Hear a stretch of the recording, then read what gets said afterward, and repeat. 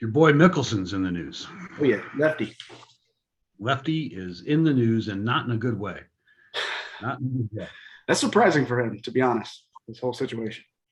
Well, I mean, yeah, because he's one of the world's most popular golfers, right? I mean, he everyone loves him. He's Yep. Yeah.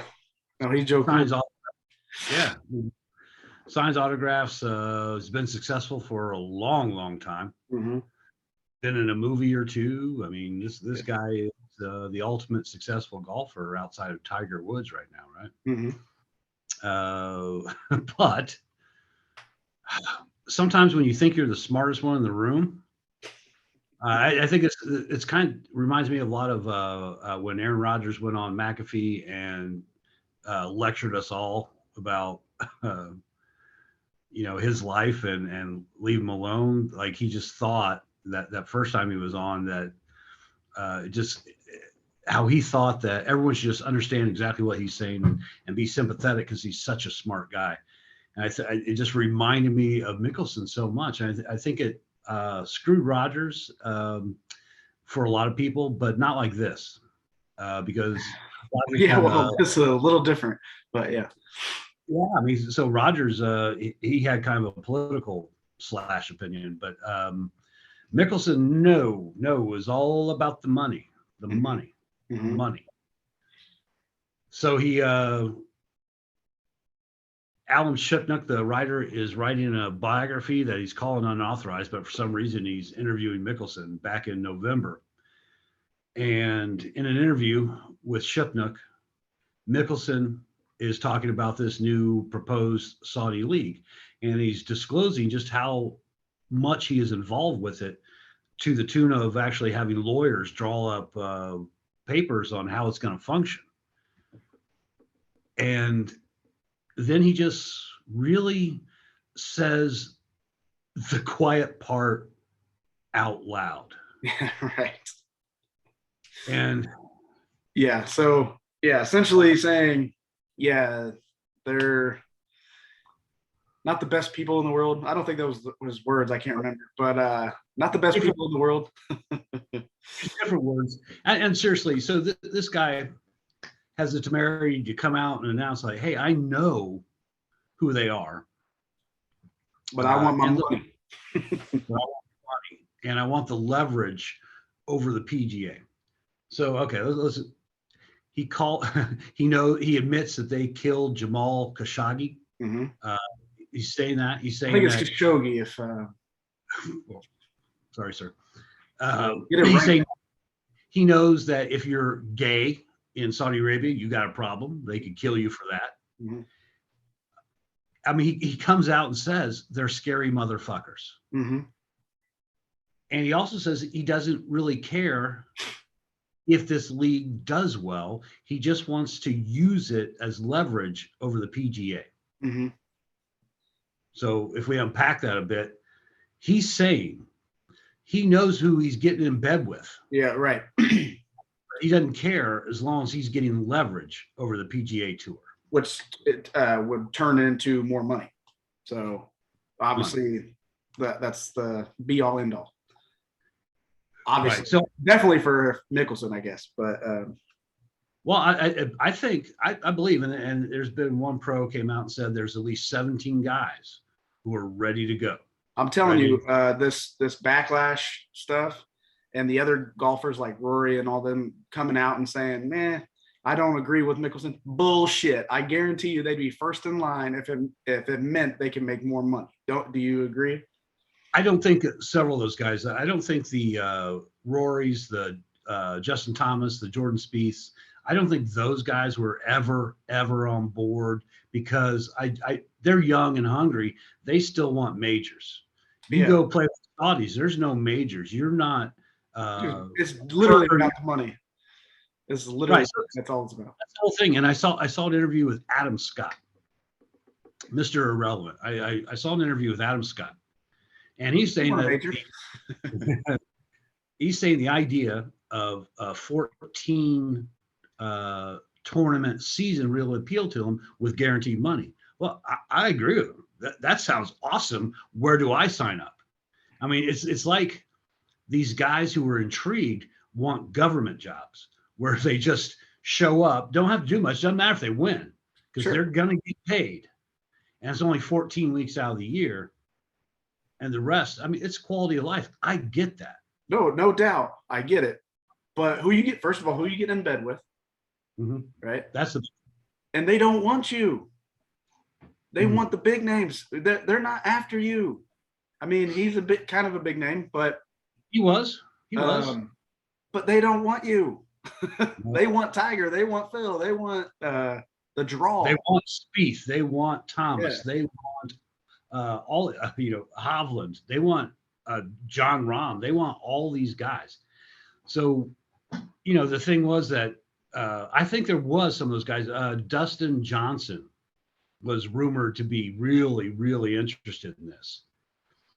But after I'm not even make any Dustin Johnson jokes, but yeah, after an interview with Phil came out, oh my God, everybody, oh no, we're not with him. We're not with him. Yeah. I mean, Rory McIlroy, who really needs to change his first name if he's going to have that last name, because it's impossible to say fast. Yeah. He eviscerated Mickelson in an interview on Sunday at the Genesis tournament at Riviera. He called him selfish, egotistical, naive. He called him stupid. And he's not wrong.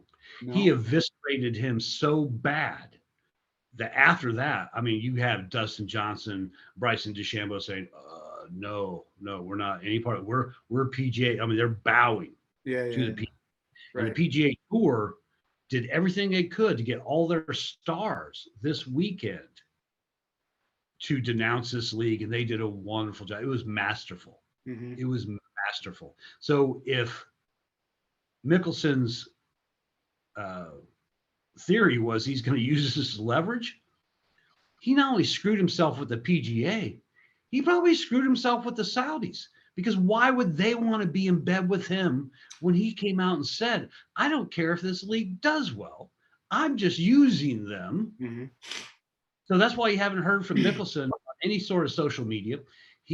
Alan Shipnuck came out and said Mickelson did contact him and try to claim that, hey, I thought this was a private conversation. I did not know it was on record.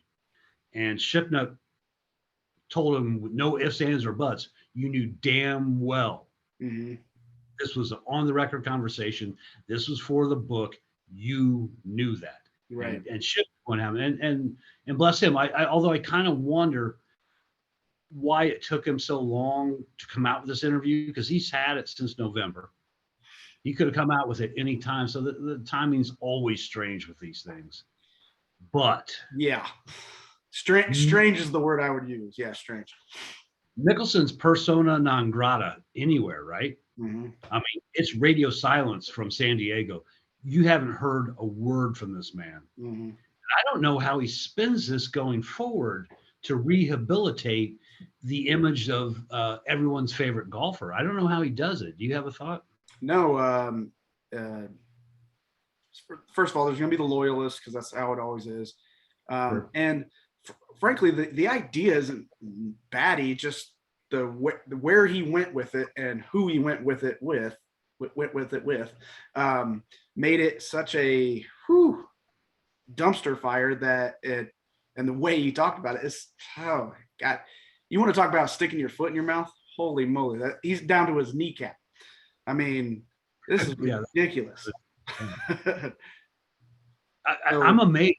I'm amazed for a guy who I think is fairly smart to, again, he can claim that he thought the conversation was private. Man, you can maybe talk to your wife, maybe your children about this kind of stuff. Right. But dude, you can't talk to anyone else out loud. If you want to get in bed with thugs, terrorists, and murderers, you better keep that quiet. Who says the quiet part out loud? I mean, if you're trying to negotiate, Charles Barkley, which is why we love Chuck. Yeah. But he wouldn't back off. He's the only one that could get out of this. I'll say that. You asked how Phil could get out of it. Go to Charles Barkley and see how Charles would do it. Yeah, I don't think they're that great of friends. The last time in the match, Mickelson wouldn't let Chuck do anything on his own. So. Oh my God. Boy, he needs some help now from Chuck. That was annoying me, by the way, watching that.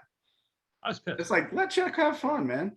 Yeah, I was pissed. But he wouldn't let him tee off with anything but a 7-iron. Right. But we digress. Yeah, sorry. But it is amazing to me that your whole theorem was that you're using this as leverage against the PGA. Why would you tell anybody how and why? Because, for the longest time, the past couple of months, there's been a lot of speculation that, hey, this is going to affect the PGA. What's going to be their response? Are they going to draw a line in the sand and say, hey, if you go over there and play, you're not coming back here? There was a whole standoff thing, and now that's gone. Yeah. That's gone. PGA doesn't have to worry about it at all. Again, this idea of having another kind of tour, it has always been floated around, but when Tiger was, we were all talking about the Tiger tour and stuff like that, but the way he went about it, Phil did, and he has the clout to do so. Well, obviously he has the clout to do stuff, but man, you want to talk about going the wrong way every which way. It was crazy, and it's very surprising from him.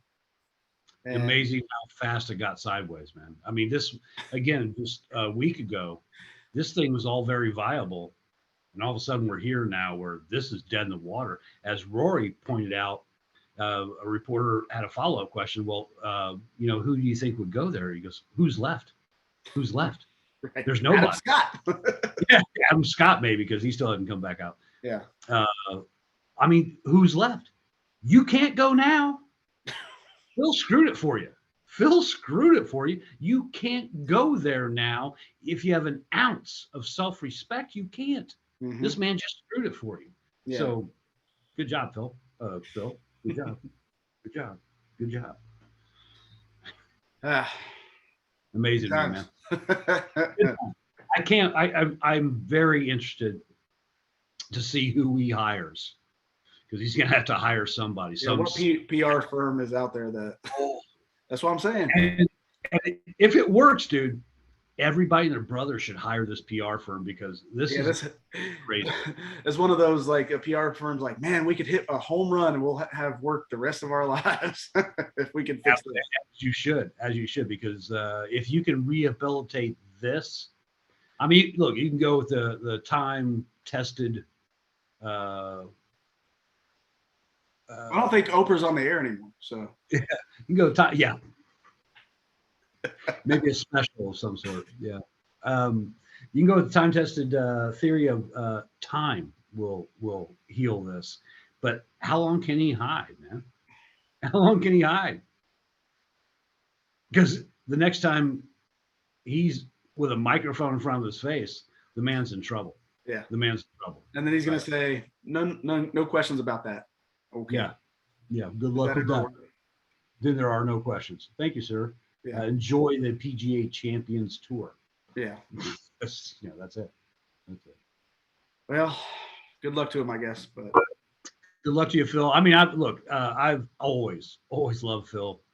I like watching his dumbass play, because you and I, when we play golf, and we're a little bit in the woods, or whatever, it's like, hey, what would Phil do? And then we'll try that. And we're only going 30 feet in front of us with a worm burner, but we like see what Phil would do. So he is entertaining. Yeah. I hope he fixes this. I hope he's learned a valuable lesson. Shut your mouth. I hope a lot of people are starting to, well, that'll never be true, but God, quit being so stupid, especially in public. Yeah. And that should be true for people even that are not in the public eye as well. Just stop being stupid. And they could watch our Twitter video and they would know that. Right? Yeah, exactly. Maybe Phil could hire us. What if at the end of this video we provided a link? Oh yeah, I think that might be apt. Yeah. But I think in the meantime, I think we're done here. Yeah. Yep. Good luck, Philly.